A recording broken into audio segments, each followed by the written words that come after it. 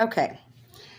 Thank you for doing this interview with me today, Ms. Rills. Yes, ma'am. So this interview is basically to get ideas on what classroom management plan you have in place in your classroom.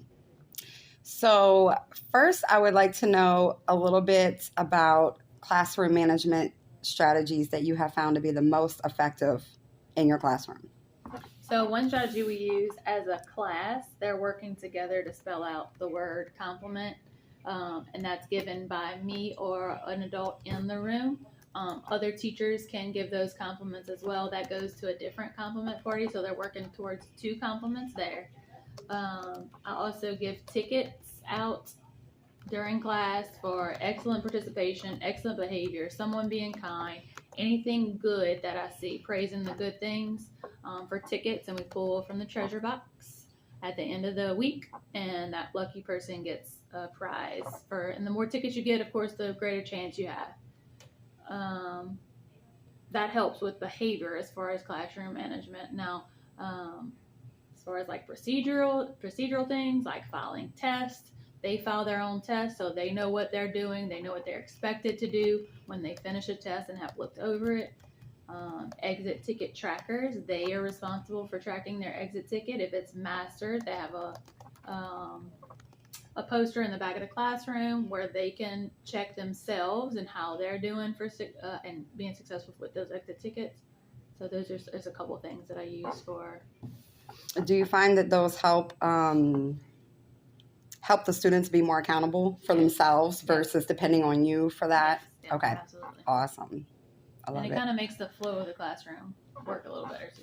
Okay.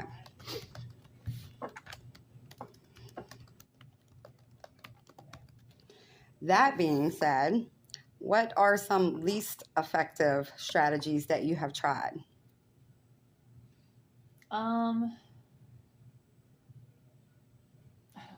That one's a hard one. Okay, well, have you ever tried anything that you feel? If I did, I stopped using it. So Exactly. It's like not into play anymore. Right. Okay. Just like verbal praise, like I feel like giving that ticket like makes it more concrete. So like just saying, "Oh, good job," like they don't connect as well with that. So okay. I feel like making that ticket, making that concrete, like I get to do something. Rather than just saying, "Oh, good job." I'm so like, and we do that in the line, you know. Well, I love the way so and so is doing this, but just giving them that extra affirmation, I feel like helps. I agree. Least effective.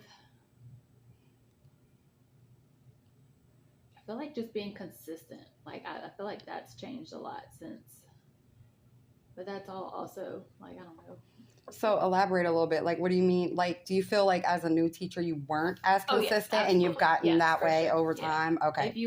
I was not consistent with rule violations or the praise or how we gave the praise. So I feel like that has improved for sure. So being more consistent there has improved. Yeah, for sure.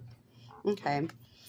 How did you implement your effective strategies in the classroom, and when did you find it appropriate to use them? Okay, so modeling. First day, I wanted to start with the tickets because I wanted them to start seeing, oh, I could get this for this. So just modeling it, saying, oh, I loved how this person did this. This is why they earned that ticket. Modeling how we file the test papers up. I'm not touching everybody's desk when I'm going to file the tickets, or test. I'm going from this point to this point, and if that happens, then we have consequences. Just model.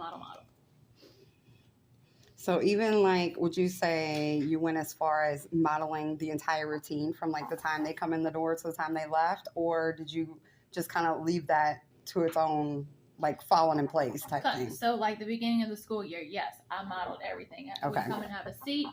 I grabs books and I said, we're going to take our books, we're going to take them and put them in. I mean, that's just as far as procedural. Your books, math books go into your cubbies, your science books go into here. This is what the table later is going to look like when we take it out. Like the first week or two, you're heavy modeling for that management to. That way it doesn't leave room for questions and, doubt and problems down the road. Okay. I love it.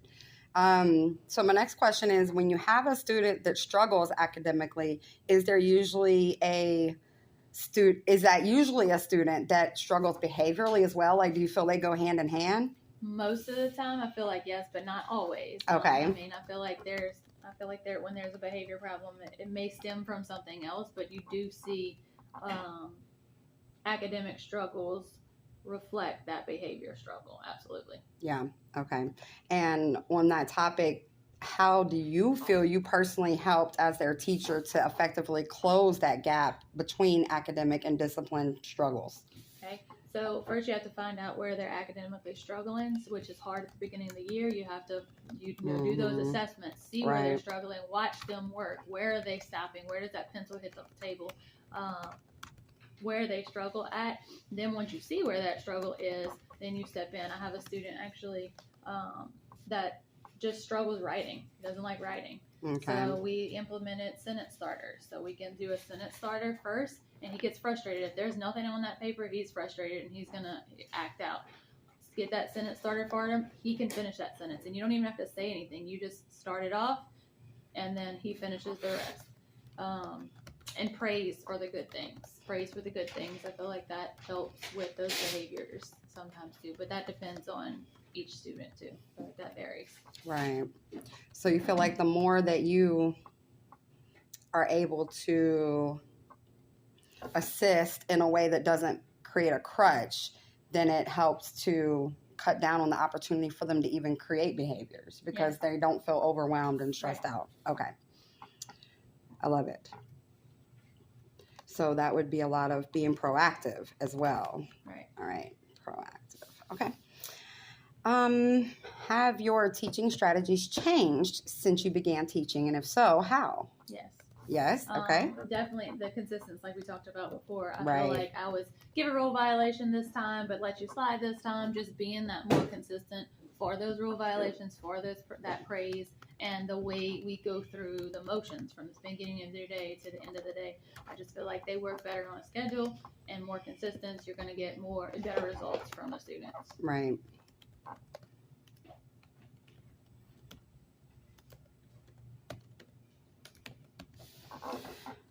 Have your classroom management strategies changed?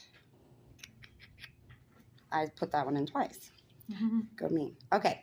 So if you had a situation in which you felt that you were not reaching a student, whether it be academically or behaviorally or both, what would you do to change your approach with that student so you could feel that you are reaching them? Yeah, that's again going back to where's the problem at figuring out where the problem is so that I can either make that adjustment. And if I'm stuck, honestly, I peer feedback. Okay. You can go to a different teacher, your admin. They've actually helped me this year with one student where I felt like I was hitting a brick wall each time. And by trial and error, we figured out what worked for that student and to see where that source and what does he react to best. So yeah, trial and error. Do they react better to the praise, or do they react better for maybe the rule violation, or as far as academically, do they need that support? Or are they struggling? So like in math, I see this a lot too, where it's not a math problem, it's a reading problem. So finding out is it math they're really lacking in, or are they struggling to read the problem? Feel like that's double penalizing. So correct. Finding where the problem lies.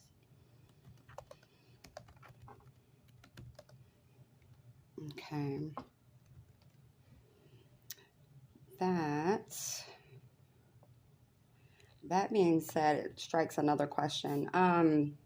So if, say you had crossed all of those bridges and felt like you had done everything and you started seeing improvement in that child and then they say regressed, do you think you would need a new approach altogether, or would you just start back from square one and try everything over again with trial and error? I would say maybe make just a couple adjustments, or maybe one adjustment at a time to see where that problem is. I mean, kids change. We're human, it's not a machine. Right. So either something changed for him, or maybe that consistency fell off. So just trying to find that break apart. Okay. And adjust from there. I wouldn't necessarily start from the beginning because you've already made that leeway. Right. Okay. I like that. I think. I agree.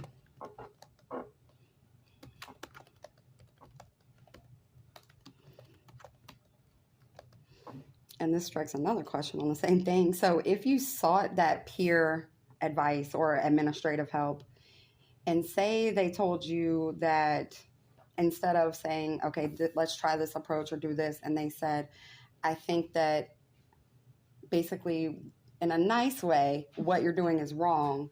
How would you would you let that personally affect you, or would you look at it like, okay, you know what? I gave it my best shot. Let me just take their advice and do it and see how it goes? Or would you, in the back of your mind, say, no, I know I was headed in the right direction. I might just need to tweak something. Like, I'm afraid that if I get in this situation and someone were to tell me, oh, well, that is not at all what you should have done, I'm worried about separating that personal and professionalism as far as not taking everything personal.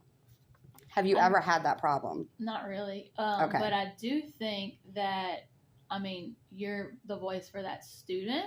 And I feel like if you're that teacher that's speaking for that student, I don't think that it's wrong to disagree with administration, but I just think that that's a conversation that needs to be had as professional adults. As professionally, right.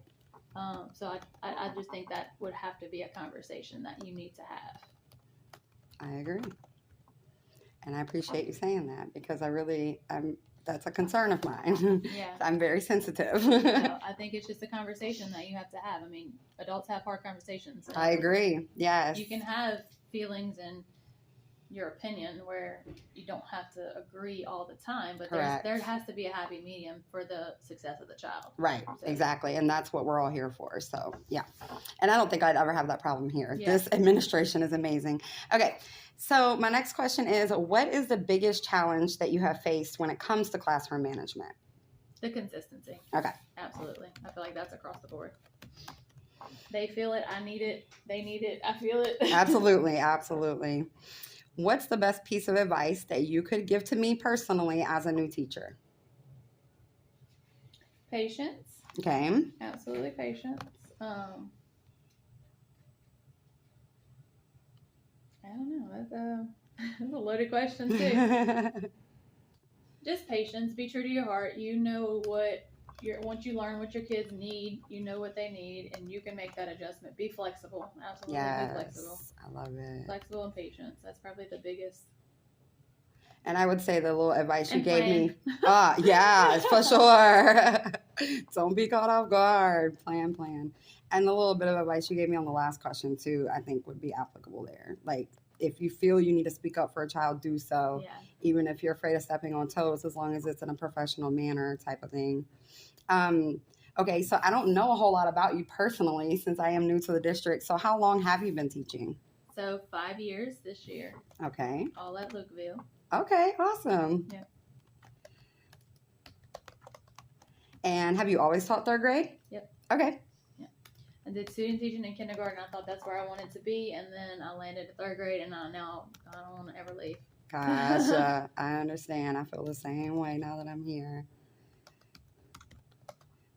So being you did student teach in kindergarten, tell me what the difference was. What made you decide, like, how does managing third grade compare? Okay. I think it's just a maturity thing. Like, they're still, like, sweet babies, third grade, but they can take care of themselves. They're gaining that responsibility. You're not wiping kids' noses. Right. Mostly. I can respect and that. I really enjoy the standards in third grade. I like For where sure. that's at. Okay. I love it. Okay, I'm going to wrap this up with one last question, which is, are restorative practices a part of your classroom management plan? And if so, which ones do you implement? And how do you feel that it affects the culture in your classroom? By restorative practices, you mean something that wasn't working and we need to fix it? Yes, but we are fixing it in a way that's not necessarily resulting in suspension and expulsion. We want to keep the child in school versus sending them away from school. Okay, so that's more of like when you're putting a BIP in play, or even if they don't have that behavior plan, putting that in, putting the interventions to try to keep them in the classroom rather than sending them out. Again, finding the root of the problem. Is it a reading thing and we're struggling and we can't get through that? Is it a writing thing? I need just that prompt to get me started. Is it a time thing? I mean, with our SPED kids at certain times of the day where they're overstimulated, they need a break. They need to get out of that situation for a minute and then come back. Or they need to go sit in the calm down corner for a minute and then they can come back ready to learn. So, yeah, we definitely use those in the classroom, whether they have a BIP or not. Right. We have that calm down corner for them to go and get that little break.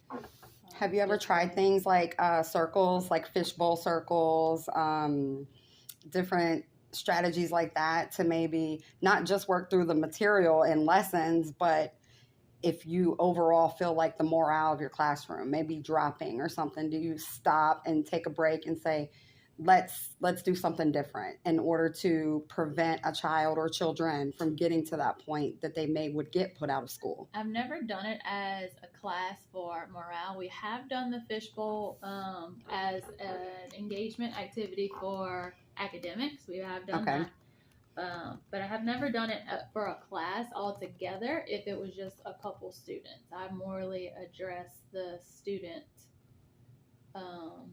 Like in the sense that you're counseling them one-on-one type thing? Or, privately? Yeah. Okay. Never had to do the whole class. Okay.